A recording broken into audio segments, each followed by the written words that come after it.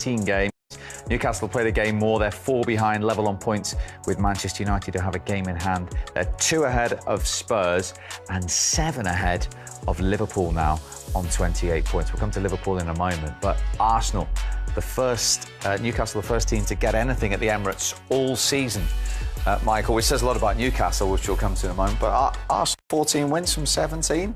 The consistency's there. They are. They're very, very good, aren't they? This is not a flash in the pan. This is a proper team. Great on the eye, powerful, quick, got goal scorers in the team, got some young new players it just feels like there's something brewing at the Emirates. The fans are right behind them. It just, as I say, the whole club just feels as if it's on a real upward trajectory at the moment. I don't think it's a flash in the pan. I think they're here to stay. They have got the youngest average starting 11 in the league. Is that a concern over the next 21 games? A little bit. I think they're the real deal. I agree with Michael. I said on one of the programmes here back in the last season, I felt that with those youngsters, in 2 or 3 seasons' time, they could be challenging for the Premier League. Well, they're way ahead of that now. They've got so many offensive players that can score. They look a dangerous team. When you play Arsenal, or you watch them play, they look dangerous. They're coming from every different angle. They've sorted out the defensive frailties. The goalkeeper's been consistent for them. So they've got every unit. Like I was saying about Chelsea, who are struggling every unit. They've got every unit sorted out at the moment. I think they'll try and buy from a positive position and a strong position. I think that's a good idea for them.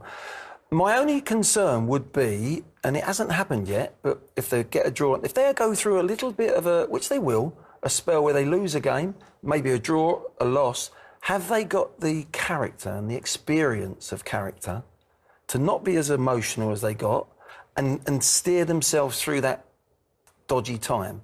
And that'll happen, and that's where City have been through it time and time again. That's where Liverpool have been through it time and time again. And Chelsea, not so much this squad of Chelsea, but that's the only question mark at the moment that I've got against Arsenal.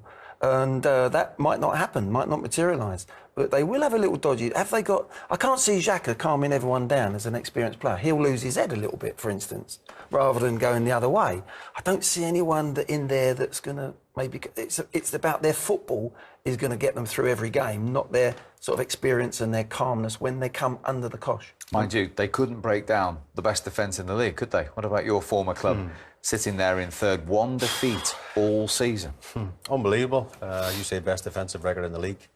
If you rewind back 12 months, Steve, Eddie Howe's only... Second bottom. Yeah, second bottom in the league. Eddie Howe's come in, and some fans would probably say, I'm not sure about him, it's not the Hollywood name maybe we were looking for, blah, blah, blah, but the job that he has done, the players that were there before, how much improvement, Joe Linton, Almiron, all these different players, Cher even at the back, and then Diad, Guimaraes, Botman, Isak has been injured. I don't know, Wilson, he's just improved so many players. And the team, it's exciting, man, talking about, even sitting here talking about it, you get excited because there's hope again at the club. There's a real togetherness off the pitch, on the pitch, the ownership. When Ashley left, I think there was a dark cloud lifted from St James's Park, and now the whole city's up. And it's probably not this season, but the next 2-3 seasons, you would like to think that when they go to the Emirates the next time, it could be them at the top of the league, because that's how good a job Eddie's done. OK. Talking of defenders, Virgil van Dijk went off at half-time in the Liverpool game we watched at Brentford. We've seen where Liverpool are in the league now. We've now heard that Virgil van Dijk is going to be missing. We're waiting for a time scale. Are you concerned that Liverpool in general and Liverpool without Virgil van Dijk?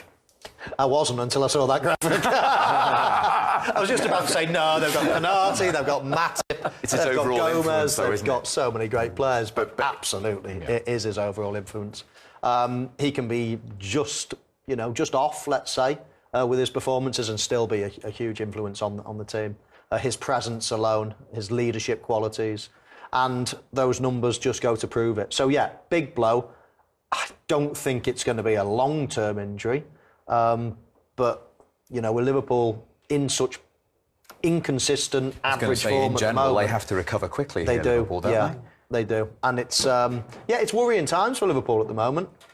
We've just watched Chelsea play. It's not as bad as that, but it's not great. And they got absolutely outplayed by Brentford. There was no fluke whatsoever with that result the other day. Manchester United have a bit of momentum as well, Shay. Level on points there with Newcastle. Game in hand on Newcastle. 6 wins in a row in all competitions. Yeah, they're quietly going about their business, Steve. You know, they've been under the radar. I mean, Ten Hag's had to make big decisions at the football club. Obviously, Ronaldo, getting them out the door. I mean, even Sancho, who said he's not physically and mentally ready. He's gone with a fitness coach. He's made decisions, and Rashford looks a totally different player. He's transformed him. It must be a psychological thing, I don't know, because we always knew Rashford was a great player. But for the last 12 months, he's sort of gone off the radar. Again, he's back to his best. Eriksen's playing some great stuff. Bruno now as well.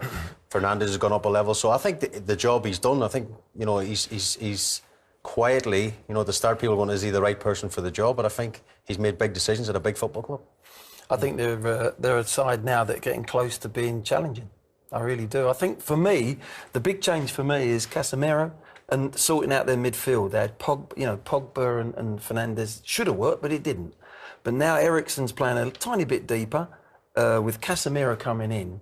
Incredible buy. I know it costs a lot of money for his age, but look what he's giving you. He's giving you everything.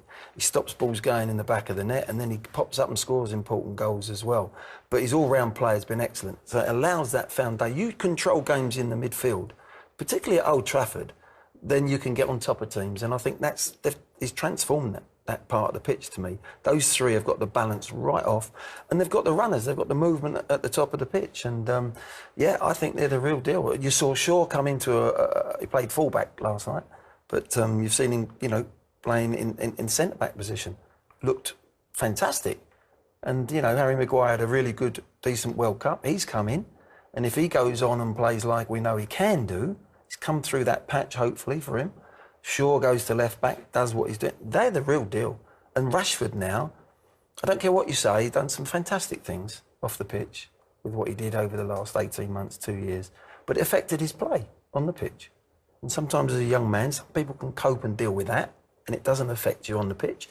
But now he's got his mind focused back on football.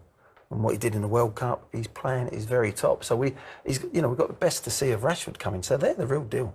Whereas you release a pot record when you're playing, that doesn't affect your focus on the pitch at all. No, it doesn't. I went off to France afterwards. Talking of Tottenham, there's been lots said since New Year's Day. They responded in very good manner in the second half at Crystal Palace. I must ask you about Harry Kane's second goal and the finish.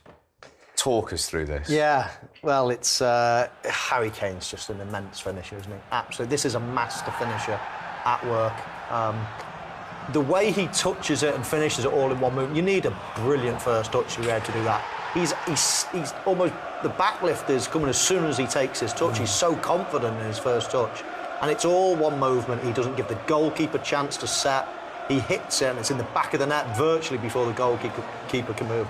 It is an unbelievable goal, that is. And I know people will possibly look at it and just think, oh, I've seen that lots and lots of times. Exactly. There's something just a little bit quicker, a little bit tighter touch, a little bit more just brilliant than a normal take a touch out your feet and smack it across into the goal. It was a tighter angle. He had less time. It was bum, bum in one go. It was top class, wasn't it? And doing it that quick, that's when you catch the keeper out. Yeah.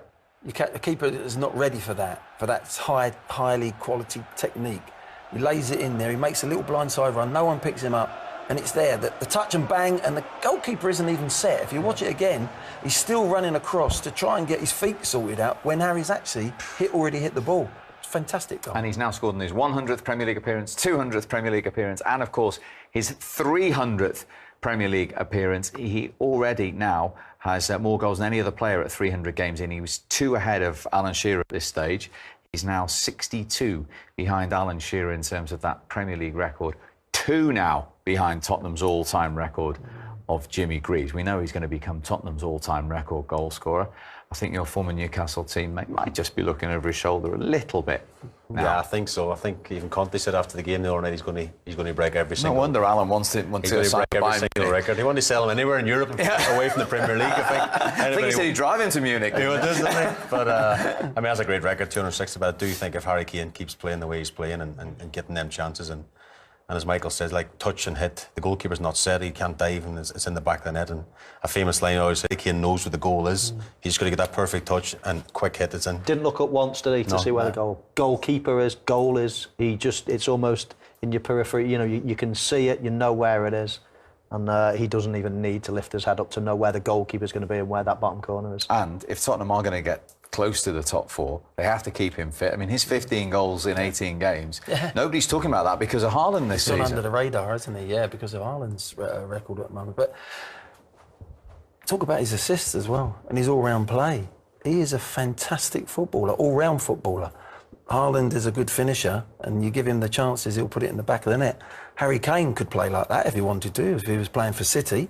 But he's not. He's asked to do a lot more at Tottenham as well. And his all-round play, apart from the goals that he's scoring, is just incredible. He's a wonderful footballer. Fantastic result for Harry Kane and for Tottenham. When we come back, we'll assess